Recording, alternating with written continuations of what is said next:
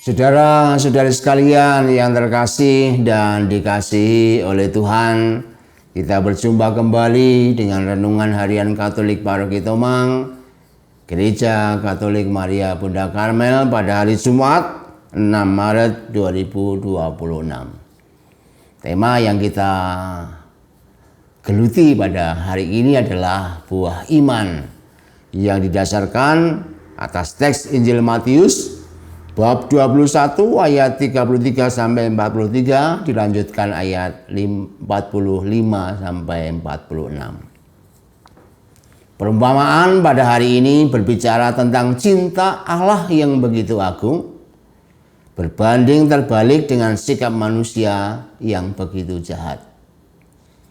Kita melihat dan kita sadari bahwa berulang kali dan dengan berbagai macam cara Allah mengungkapkan cintanya kepada manusia. Namun sebaliknya, manusia makin jahat dan sulit untuk mencinta.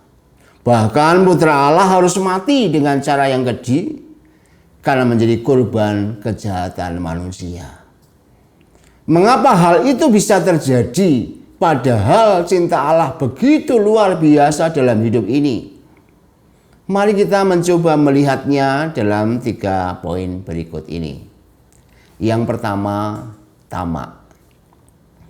Kejahatan manusia terjadi pertama-tama akibat rasa tak pernah puas atas anugerah Allah. Mari kita sedikit membayangkan tentang kisah penciptaan. Manusia dicipta Allah setelah semesta ini diadakan atau diciptakan secara sempurna. Ia pun dicipta serupa dengan Allah. Tempatnya juga di Taman Firdaus yang indah mempesona. Hidupnya dekat dengan Allah. Namun karena keinginan akan satu hal yang dilarang, yang digambarkan dengan buah terlarang atau buah kuldi atau buah apel itu gambarannya.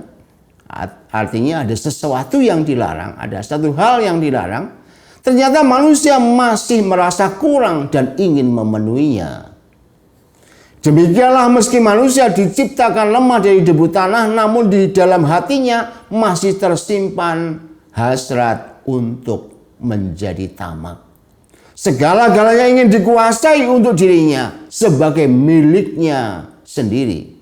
Ujung dari hasrat tamak ini, manusia tak hanya puas menjadi serupa dengan Allah, melainkan juga ingin menjadi Allah itu sendiri. Inilah sebenarnya yang bisa kita temukan. Mengapa kemudian dalam hidup ini makin lama makin sedemikian egois? Karena pada dasarnya ya seperti itu.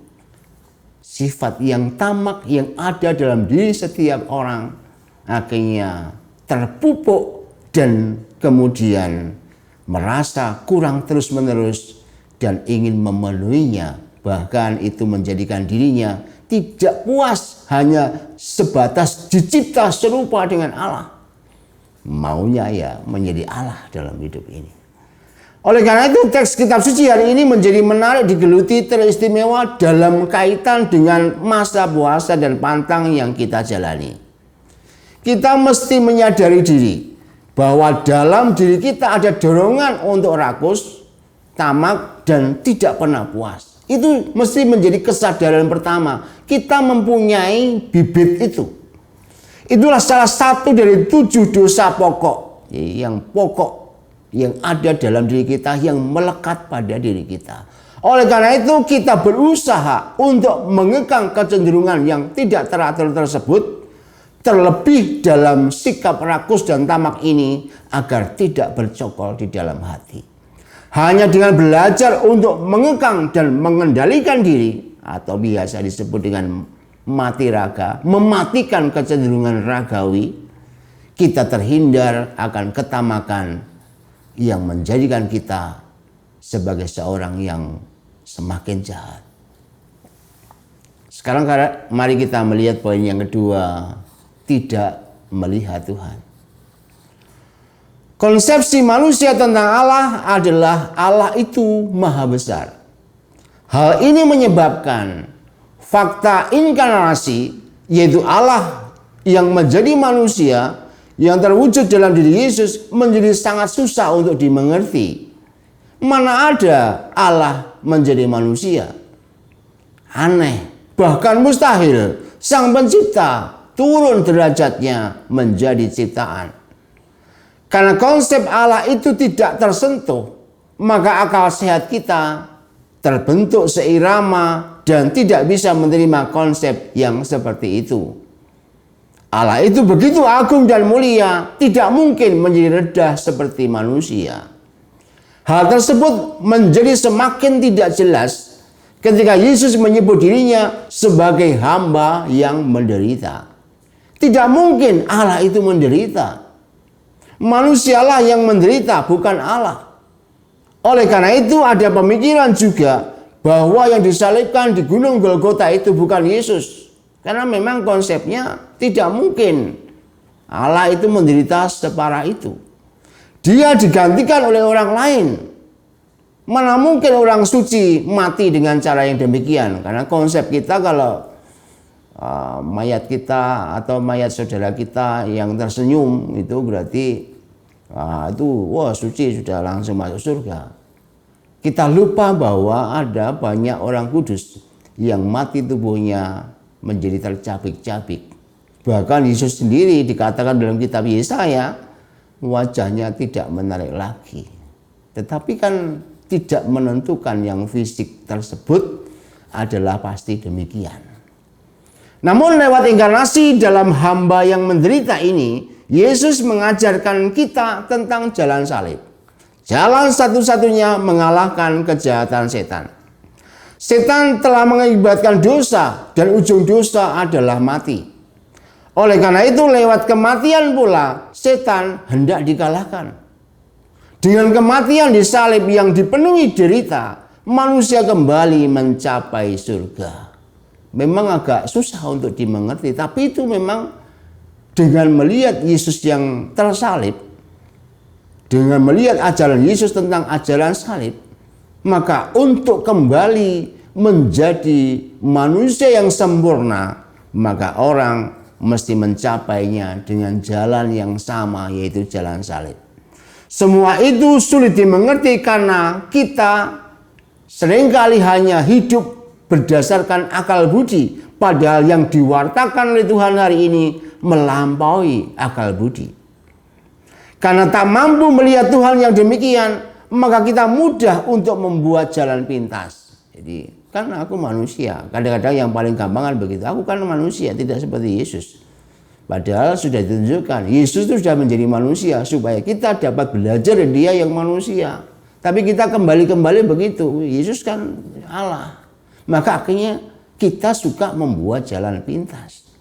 Padahal jalan pintas itu selain jalan salib hanya akan menemui jalan buntu. Kita merasa bahwa jalan pintas itu jalan tembus, padahal di sini dalam konteks tentang jalan salib, jalan pintas itu bukan jalan tembus, tapi jalan pintas itu jalan yang menuju kepada kebuntuan. Satu-satunya jalan menuju kepada kesempurnaan adalah jalan yang ditunjukkan Yesus, yaitu jalan salib. Sekarang mari kita masuk ke poin yang terakhir, tidak berbuah. Orang Farisi menjalankan hidup Taurat dengan sangat detail. Ahli Taurat mempelajari kitab suci sampai khatam atau sampai tuntas.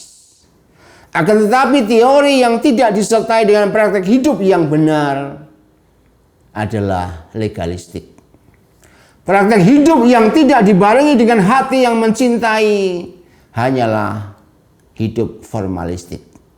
Hidup keagamaan yang hanya legal atau legalistik dan formal yang sebatas formalistik adalah mandul dan tidak berbuah. Oleh karena itu ada urutan menarik untuk kita geluti dalam konteks yang kita renungkan hari ini, yakni pantang dan puasa, derita dan salib, menang dan mulia. Pertama-tama dimulai dengan pantang dan puasa, kemudian memikul dalam penderitaan dan salib, dan akhirnya mengalami kemenangan dan kemuliaan. Pantang dan puasa yang kita lakukan bukan sekadar ini masa puasa maka kemudian orang beramai-ramai untuk berpuasa. Namun sebuah kesadaran diri untuk mengekang kecenderungan yang tidak teratur agar bisa mengenali suara Tuhan. Itu sebenarnya yang paling penting. Bukan soal mau pantang apa. Kadang-kadang ada orang yang karena peraturan maka dia membuat misalnya pantang daging.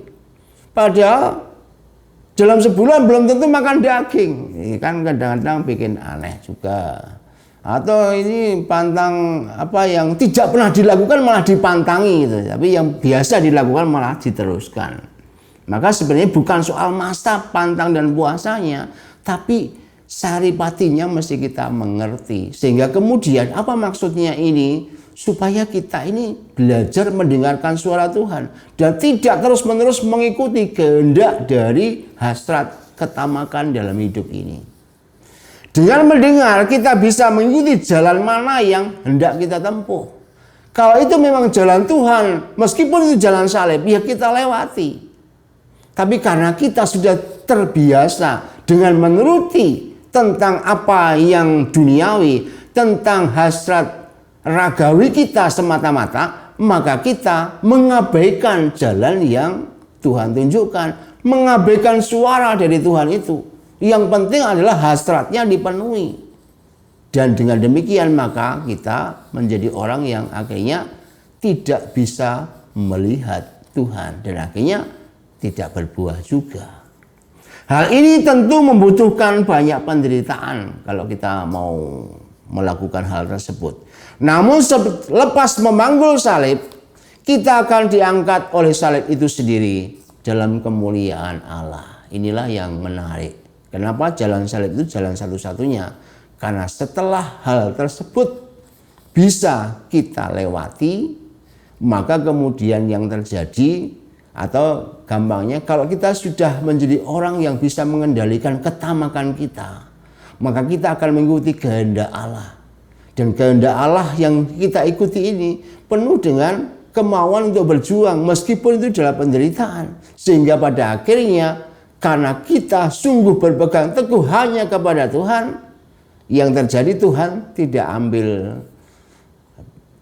ambil begitu saja. Akhirnya Tuhan menganugerahkan kita dengan kemuliaannya.